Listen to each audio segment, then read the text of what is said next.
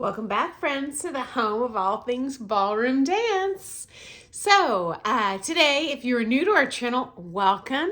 And we are a worldwide community of ballroom dancers, and we come here each day to share kind of cultural stuff about the world of ballroom dance.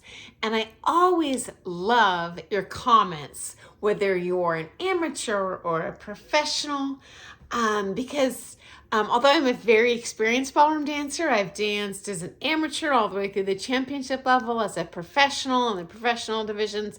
I've done Pri-Am as the pro. I've never done Pri-Am as the amateur, but I am ultimately just one person in a sea of ballroom dancers, and I love hearing your stories, and we all love hearing your stories. So today's topic, this is a bit of a follow-up to a video I previously posted where unfortunately there was kind of an unfortunate situation going on, and I recommended to this commenter that they probably should break up with their pro. And so today's video, I'm going to share with you several stories on how I have broken up, so to speak, with teachers. And guys, I have news for you. You might feel like you're alone in the world in this experience, but the reality is I will bet you dollars to donuts your teachers have broken up with their teachers in the past as well. And the good news is, guys, this does not have to be like a divorce. And in my case, over many years as an amateur dancer, I did break up, so to speak, with 4 different pros over the years. 3 of them turned out great, still friends. And then one of them was a car crash, and I'll probably share that one in another video. But there are certainly, as that student, kind of ways I would suggest that you go about it, that are going to be a little less awkward for you in the end. And it'll just, you really are aiming for a long-term positive relationship with as many people as you can in this industry. And the reality is, it is a small world. Even if you're not dancing in the same studio, you know what? You're going to end up at the same comps. You just don't want, to create a negative experience as much as you can for either of you. Okay. So, first story. My very first pro that I ever took with, loved him, took with him for, gosh, as I've shared previously, probably about 5 years of privates. This was before I ever started competing. Just a super nice guy, honest, taught to the best of his abilities. But he ultimately, just came out of one of the major chain studios. So was definitely a social level dance teacher, not someone that would be really capable of teaching really to the championship level. And honestly, really outside of that chain system would not be able to coach a successful competitive couple that's competing in those events that are open to all the studios, the sanctioned events. So anyway, once I did decide that I wanted to compete, it was prima facie very clear that I really need to get a more skilled teacher to kind of get to that next level. Also, he had never done international style. So yeah, when I started, I only did American style, which is crazy because 90% of what I teach now is international style, and that's what I loved most and competed in. But yeah, he only taught American style. And, I could tell right out of the chute that I wanted to do international style. I could just see, at least in my area, those dancers were exponentially more skilled, more pleasing to look at. And I knew I wanted to do this already. Even before I started competing, I was like, I want to do this on a world stage, not on just an American market, so to speak. Although, American style is increasing somewhat in popularity over the years internationally, certainly since the dark ages, you know, when I was an amateur. But yeah, so what I did is during my private, and I did pay for the private while I had this conversation. I did not ask him to meet with me outside of the studio. I absolutely wanted to be respectful of his time, even though he wasn't the right professional for me. Obviously, he's still a professional, and I wanted to pay him for his time. And so I started out with the lessons just explaining, hey, you know, here's my goals. You know, I have loved taking with you, but I am planning on switching to this other person. I did name the other person, because I really want to compete, and I want to compete hardcore, and I want to do international style. You know, and certainly he didn't telegraph to me that he was upset, although, you know, I was a very long-term student and he was seeing me several days a week. I'm sure that was a loss for him. But he was very supportive, always very kind to me. I never, ever once felt awkward in his presence. The pro that I switched to at that time, actually I switched to 2 different pros at that time, one for Latin, one for standard. Anyway, that was all in the same studio. And honestly, there was not a single awkward moment. Very kind person. Unfortunately, he has long since passed away. But even when I had the grand opening of my studio, when I opened, you know what? He was there with bells and whistles on. And occasionally I would run into him in town over the years, even when I didn't dance at, you know, his studio anymore. And he was just so sweet and always say, you know, I'm just so proud of you. And I feel like I'm that, you know, small spark that kind of set you in that direction. And he's totally right. I am forever indebted to this person for instilling the love of ballroom dance in me, because it truly changed the course of my life in a joyful way. Okay. So next, the next pro that I broke up with, so to speak, my competitive partner actually kind of took the lead in that conversation. But you know what? Same thing.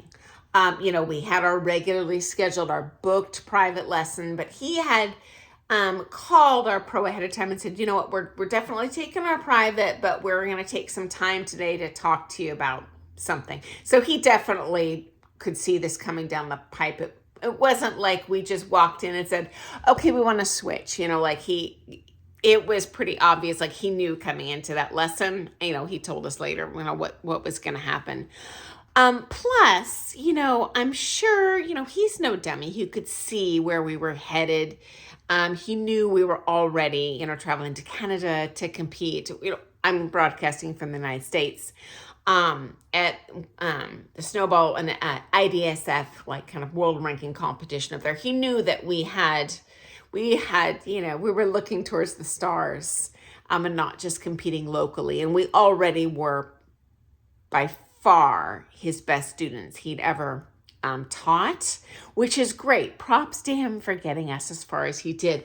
But I think even he knew that, you know, we had kind of outstripped his abilities.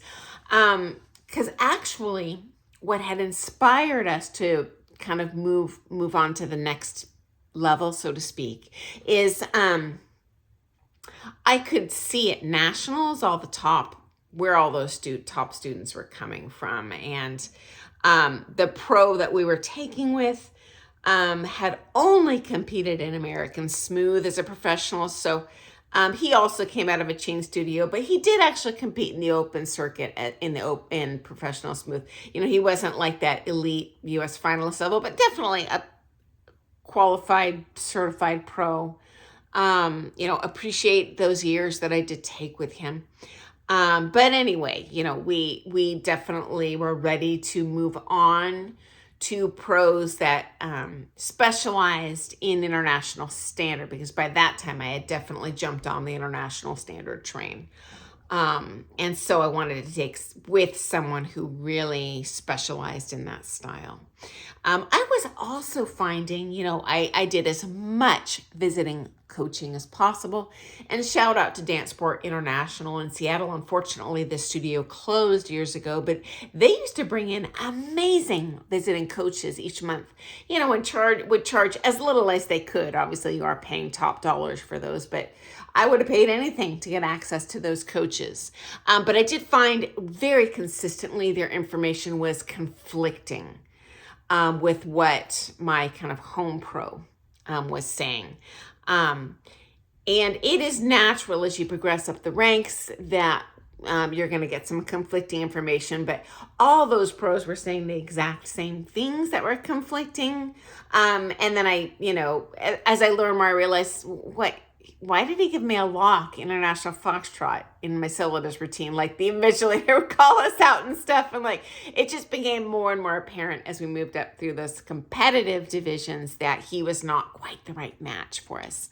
And so anyway, we had a very similar conversation in that private lesson. We've greatly learned from this time. We want to keep an open door here. We don't want things to be awkward,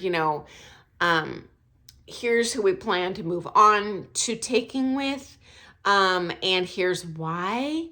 And I think that was actually a very easy pill for him to swallow because the pros that we were switching to were clear on the other side of the country. So it wasn't like it was going to send a message to his other students like, oh, they're the best couples in town and they switched to that pro, so I should too.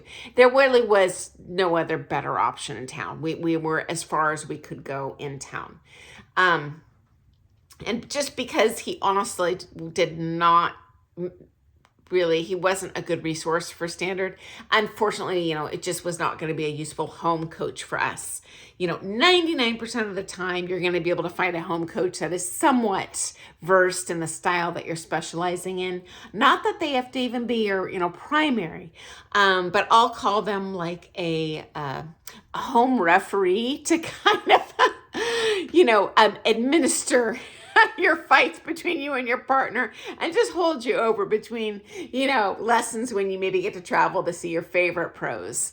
And also as kind of a coach, a resource close to home in terms of determining, they're very familiar with your practice schedule, with your long-term history, who should you take with next, where should you compete, all that sort of thing.